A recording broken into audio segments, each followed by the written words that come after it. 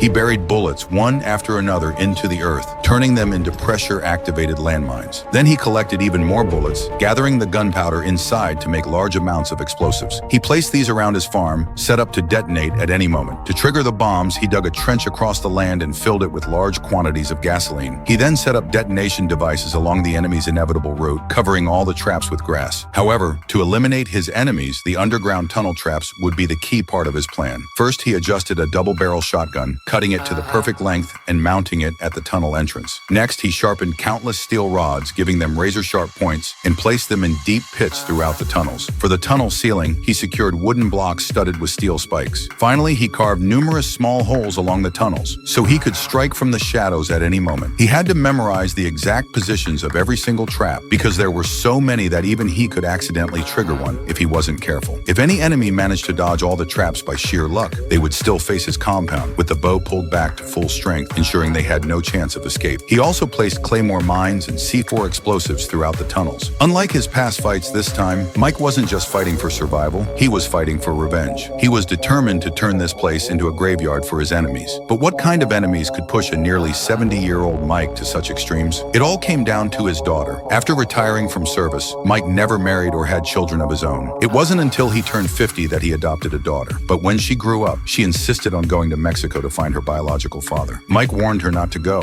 telling her that her father was nothing but trash, but Mary refused to listen, stubbornly insisting on finding that scumbag, never realizing this trip would cost her life. Eventually, with the help of a friend in Mexico, Mary managed to track down her biological father. However, just as Mike had warned, the man was heartless, having abandoned Mary because she was a burden to him. Her mother had been beaten to death by the same man. Learning all this devastated Mary. To lift her spirits, her friend decided to take her to a nightclub to unwind. That would turn out to be the start of Mary's nightmare. As soon as they arrived at the bar, Mary caught the eye of a strange man who secretly slipped drugs into her drink. When she woke up again, she had been taken to a human trafficking den where endless torture awaited her. A day and night passed and Mary still hadn't come back. Mike grew increasingly worried, so he grabbed his weapons and drove alone toward Mexico, ready for war.